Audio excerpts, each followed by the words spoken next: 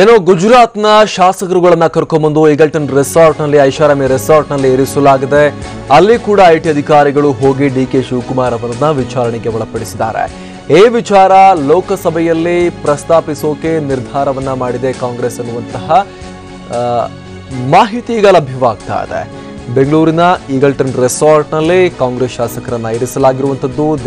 ಗುಜರಾತ್ನಿಂದ ಕರ್ಕೊಂಡ್ಬಂದು ಅವ್ರನ್ನ ಕರ್ನಾಟಕದಲ್ಲಿ ಕಾಂಗ್ರೆಸ್ ಆಳ್ವಿಕೆ ಇದೆ, ಅಲ್ಲಿನ ರೆಸಾರ್ಟ್ನಲ್ಲಿ ಇರಿಸಿದ್ರೆ ಸೇಫ್ ಅನ್ನುವಂತಹ ಲೆಕ್ಕಾಚಾರದಲ್ಲಿ ಕಾಂಗ್ರೆಸ್ ಅವರನ್ನ ಕರ್ಕೊಂಡ್ಬಂದು ಈಗಲ್ಟನ್ ರೆಸಾರ್ಟ್ನಲ್ಲಿ ಇರಿಸಿತ್ತು. ಪವರ್ಫುಲ್ ಮಿನಿಸ್ಟರ್ ಆಗಿರುವಂತಹ ಡಿಕೆ ಶಿವಕುಮಾರ್ ಅವರ ಉಸ್ತುವಾರಿಯಲ್ಲಿ, ಅವರ ಆತಿಥ್ಯದಲ್ಲಿ, ಅವರ ಭದ್ರತೆಯಲ್ಲಿ ಅಲ್ಲಿ ಇರಿಸಲಾಗಿತ್ತು.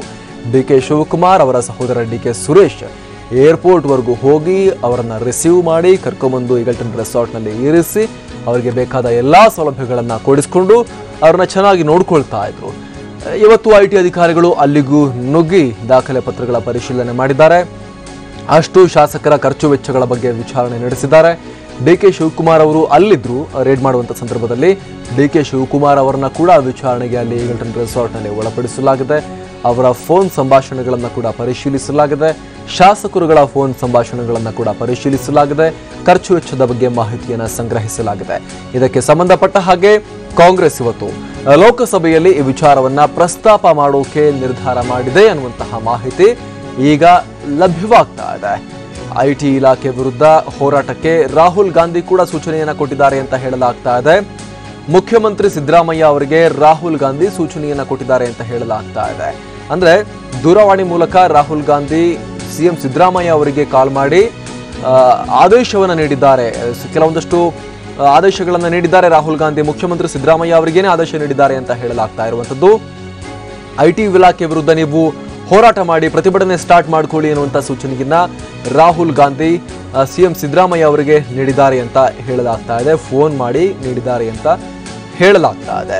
ಸೊ ಈಗ ಈ ಐಟಿ ದಾಳಿಗಳಿಗೆ ಸಂಬಂಧಪಟ್ಟ ಹಾಗೆ ಯಾವ ರೀತಿಯಾಗಿ ಹೋರಾಟವನ್ನ ಪ್ರತಿಭಟನೆಯನ್ನ ಯಾವ ರೀತಿ ಕಾಂಗ್ರೆಸ್ ವ್ಯಕ್ತಪಡಿಸುತ್ತೆ ಅಂತ ಕೂಡ ಈಗ ನೋಡಬೇಕಾಗಿರುವಂತಹ ವಿಚಾರ.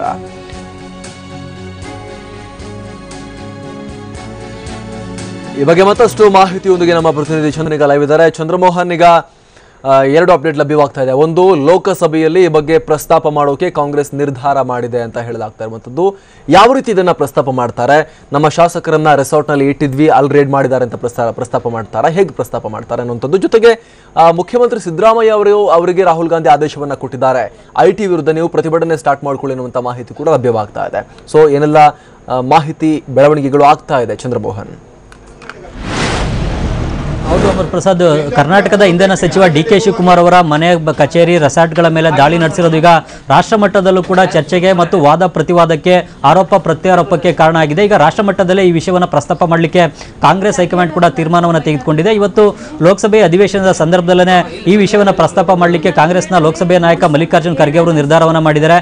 ಮುಖ್ಯವಾಗಿ ಕಾಂಗ್ರೆಸ್ ಪಕ್ಷದ ನಾಯಕರ ವಿರುದ್ಧ ಪ್ರತೀಕಾರದ ದಾಳಿಯನ್ನು ಐಟಿ ಇಲಾಖೆಯನ್ನು ಬಳಸಿಕೊಂಡು ಬಿಜೆಪಿ ಸರ್ಕಾರ, ಕೇಂದ್ರ ಸರ್ಕಾರ ನಡೆಸ್ತಾ ಇದೆ ಅನ್ನೋದು ಕಾಂಗ್ರೆಸ್ನ ಆರೋಪ.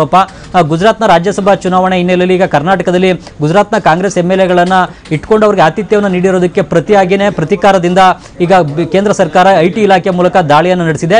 ಈ ದಾಳಿ ಪ್ರತೀಕಾರದ ದಾಳಿ. ಈ ರೀತಿ ಹಿಂದೆಂದೂ ಕೂಡ ದಾಳಿಯನ್ನು ನಡೆಸಿಲ್ಲ. ಈ ರೀತಿ ದಾಳಿ ನಡೆಸಿರೋದು ಸರಿಯಲ್ಲ ಮತ್ತು ಕೇಂದ್ರ ಸರ್ಕಾರದ ಬೇರೆ ಬೇರೆ ತನಿಖಾ ಸಂಸ್ಥೆಗಳನ್ನ, ಏಜೆನ್ಸಿಗಳನ್ನ ಕೇಂದ್ರ ಸರ್ಕಾರ ದುರ್ಬಳಕೆ ಮಾಡ್ಕೊಳ್ತಾ ಇದೆ ಅನ್ನೋದು ಈಗ ಕಾಂಗ್ರೆಸ್ನ ಆರೋಪ. ಈ ವಿಷಯವನ್ನೇ ಈಗ ಲೋಕಸಭೆಯಲ್ಲಿ ಪ್ರಸ್ತಾಪವನ್ನು ಮಾಡಲಿಕ್ಕೆ ಲೋಕಸಭೆ ಕಾಂಗ್ರೆಸ್ ನಾಯಕ ಮಲ್ಲಿಕಾರ್ಜುನ್ ಖರ್ಗೆ ಅವರು ನಿರ್ಧಾರವನ್ನು ಮಾಡಿದ್ದಾರೆ. ಇದಕ್ಕೆ ಕಾಂಗ್ರೆಸ್ನ ಉಳಿದ ಎಲ್ಲ ಲೋಕಸಭಾ ಸದಸ್ಯರುಗಳು ಕೂಡ ಬೆಂಬಲವನ್ನು ನೀಡಲಿದ್ದಾರೆ. ಹಾಗಾಗಿ ಇವತ್ತು ಲೋಕಸಭೆಯಲ್ಲಿ ದೊಡ್ಡ ಹಂಗಾಮವನ್ನೇ ಕಾಂಗ್ರೆಸ್ ಪಕ್ಷ ಡಿಕೆ ಶಿವಕುಮಾರ್ ಅವರ ನಿವಾಸ, ಕಚೇರಿ ಮತ್ತು ಅವರ ಆಪ್ತರ ಮನೆಗಳ ಮೇಲೆ ನಡೆಸಿರುವಂತಹ ದಾಳಿಗೆ ಸಂಬಂಧಪಟ್ಟಂತೆ ನಡೆಸಲಿಕ್ಕೆ ತೀರ್ಮಾನವನ್ನು ತೆಗೆದುಕೊಂಡಿದೆ. ಹಾಗಾಗಿ ಈ ವಿಷಯ ಇವತ್ತು ಲೋಕಸಭೆಯಲ್ಲೂ ಕೂಡ ಪ್ರತಿಧ್ವನಿಸಲಿದೆ. ಈ ಲೋಕಸಭೆಯಲ್ಲಿ ಕಾಂಗ್ರೆಸ್ ನಾಯಕರು ಪ್ರಸ್ತಾಪ ಮಾಡಿದರೆ ಅದಕ್ಕೆ ಪ್ರತ್ಯುತ್ತರವನ್ನು ನೀಡಲಿಕ್ಕೆ ಈಗ ಬಿಜೆಪಿ ಕೂಡ ತೀರ್ಮಾನವನ್ನು ತೆಗೆದುಕೊಂಡಿದೆ. ಈಗಾಗಲೇ ಕೇಂದ್ರ ಸಂಸದೀಯ ವ್ಯವಹಾರ ಸಚಿವ ಅನಂತಕುಮಾರ್ ಕೂಡ ಈಗ ಡಿಕೆ ಶಿವಕುಮಾರ್ ನಿವಾಸದ ಮೇಲಿನ ದಾಳಿಗೆ ಸಂಬಂಧಪಟ್ಟಂತೆ ಪ್ರತಿಕ್ರಿಯೆಯನ್ನು ನೀಡಿದ್ದಾರೆ. ಹೀಗಾಗಿ ಈಗ ಬಿಜೆಪಿ ಕೂಡ ಖರ್ಗೆ ಅವರ ದಾಳಿಗೆ ಪ್ರತಿಯಾಗಿ ಪ್ರತಿದಾಳಿಯನ್ನ ಮತ್ತು ಪ್ರತ್ಯುತ್ತರವನ್ನ ಲೋಕಸಭೆಯಲ್ಲೇ ನೀಡಲಿದೆ. ಹಾಗಾಗಿ ಲೋಕಸಭೆಯಲ್ಲಿ ಇವತ್ತು ಡಿ.ಕೆ. ಶಿವಕುಮಾರ್ ಅವರ ನಿವಾಸದ ಮೇಲಿನ ಐಟಿ ದಾಳಿಗೆ ಸಂಬಂಧಪಟ್ಟಂತೆ ದೊಡ್ಡ ಹಂಗಾಮ ಲೋಕಸಭೆಯಲ್ಲಿ ನಡೆಯುವಂತಹ ನಿರೀಕ್ಷೆ ಇದೆ. ಇನ್ನು ಕೆಲವೇ ನಿಮಿಷಗಳಲ್ಲಿ ಲೋಕಸಭೆಯ ಕಲಾಪ ಕೂಡ ಆರಂಭ ಆಗುತ್ತೆ. ಮತ್ತೊಂದು ಕಡೆಯಲ್ಲಿ ಈಗ ಕಾಂಗ್ರೆಸ್ ಹೈಕಮಾಂಡ್ ಸಂಪೂರ್ಣವಾಗಿ ಡಿ.ಕೆ. ಶಿವಕುಮಾರ್ ಅವರ ಬೆನ್ನಿಗೆ ನಿಂತಿದೆ. ಕಾಂಗ್ರೆಸ್ನ ರಾಷ್ಟ್ರೀಯ ಉಪಾಧ್ಯಕ್ಷ ರಾಹುಲ್ ಗಾಂಧಿ ಅವರು ಕೂಡ ಈ ಐಟಿ ದಾಳಿಗೆ ಸಂಬಂಧಪಟ್ಟಂತೆ ಕರ್ನಾಟಕದ ಮುಖ್ಯಮಂತ್ರಿ ಸಿದ್ದರಾಮಯ್ಯನವರ ಜೊತೆಗೆ ದೂರವಾಣಿಯಲ್ಲಿ ಸುಮಾರು 10 ನಿಮಿಷಗಳ ಕಾಲ ಮಾತುಕತೆ ನಡೆಸಿದ್ದಾರೆ. ಸಿಎಂ ಸಿದ್ದರಾಮಯ್ಯ ಕೂಡ ಡಿ.ಕೆ. ಶಿವಕುಮಾರ್ ಅವರ ಕಚೇರಿ, ಮನೆ ಮತ್ತು ರೆಸಾರ್ಟ್ನ ಮೇಲೆ ನಡೆದಿರೋ ದಾಳಿಗೆ ಸಂಬಂಧಪಟ್ಟಂತೆ ರಾಹುಲ್ ಗಾಂಧಿ ಅವರಿಗೆ ಸಂಪೂರ್ಣ ಮಾಹಿತಿಯನ್ನು ಕೊಟ್ಟಿದ್ದಾರೆ. ಈಗ ಇದಕ್ಕೆ ಸಂಬಂಧಪಟ್ಟಂತೆ ಪ್ರತಿಕ್ರಿಯಿಸಿರತಕ್ಕಂಥ ರಾಹುಲ್ ಗಾಂಧಿ ಈ ಐಟಿ ದಾಳಿಗೆ ನೀವು ಪ್ರತಿಯಾಗಿ ಪ್ರತಿಭಟನೆಯನ್ನು ನಡೆಸಬೇಕು, ಇದರ ವಿರುದ್ಧ ಹೋರಾಟವನ್ನು ನಡೆಸಬೇಕು ಅನ್ನುವ ಸೂಚನೆಯನ್ನ ಸಿಎಂ ಸಿದ್ದರಾಮಯ್ಯ ಅವರಿಗೆ ನೀಡಿದ್ದಾರೆ. ಹಾಗಾಗಿ ಈಗ ಕಾಂಗ್ರೆಸ್ ಈ ಐಟಿ ದಾಳಿಯ ವಿರುದ್ಧ ಯಾವ ರೀತಿಯಾಗಿ ಪ್ರತಿ ಹೋರಾಟವನ್ನು ನಡೆಸುತ್ತೆ ಅನ್ನೋದನ್ನ ನೋಡಬೇಕಾಗಿದೆ. ಮುಖ್ಯವಾಗಿ ಈಗ ಐಟಿ ದಾಳಿ ಒಂದು ರಾಜಕೀಯ ಪ್ರೇರಿತ ದಾಳಿ ಮತ್ತು ರಾಜಕೀಯವಾಗಿ ಗುಜರಾತ್ನಲ್ಲಿ ಅಹಮದ್ ಪಟೇಲ್ ಅವರನ್ನ ಸೋಲಿಸಲಿಕ್ಕಾಗೇನೆ ಬಿಜೆಪಿ ನಡೆಸ್ತಾ ಇರತಕ್ಕಂಥ ಸಂಚು ಇದು. ಹಾಗಾಗಿ ಇದು ಹಿಂದೆಂದೂ ನಡೆದಿರತಕ್ಕಂಥ ದಾಳಿಯನ್ನ ಈಗ ಕರ್ನಾಟಕದಲ್ಲಿ ಐಟಿ ಇಲಾಖೆಯನ್ನು ಬಳಸಿಕೊಂಡು ಕೇಂದ್ರ ಸರ್ಕಾರ ನಡೆಸ್ತಾ ಇದೆ ಅಂತೇಳಿ ಕಾಂಗ್ರೆಸ್ ನಾಯಕರೆಲ್ಲರೂ ಕೂಡ ಆರೋಪವನ್ನು ಮಾಡ್ತಾ ಇದ್ದಾರೆ. ಈಗ ಮುಂದೆ ಇದು ಬೇರೆ ಬೇರೆ ತಿರುವುಗಳನ್ನು ಕೂಡ ಪಡ್ಕೊಳ್ಬಹುದು. ಹೀಗಾಗಿ ಈಗ ಲೋಕಸಭೆಯಲ್ಲಿ ಇನ್ನು ಕೆಲವೇ ನಿಮಿಷಗಳಲ್ಲಿ ಕಲಾಪ ಆರಂಭ ಆಗೋದ್ರಿಂದಾಗಿ ಲೋಕಸಭೆಯಲ್ಲೂ ಕೂಡ ವಿಷಯ ಪ್ರಸ್ತಾಪ ಆಗಲಿದೆ. ಅಮರ್ ಪ್ರಸಾದ್, ಧನ್ಯವಾದ.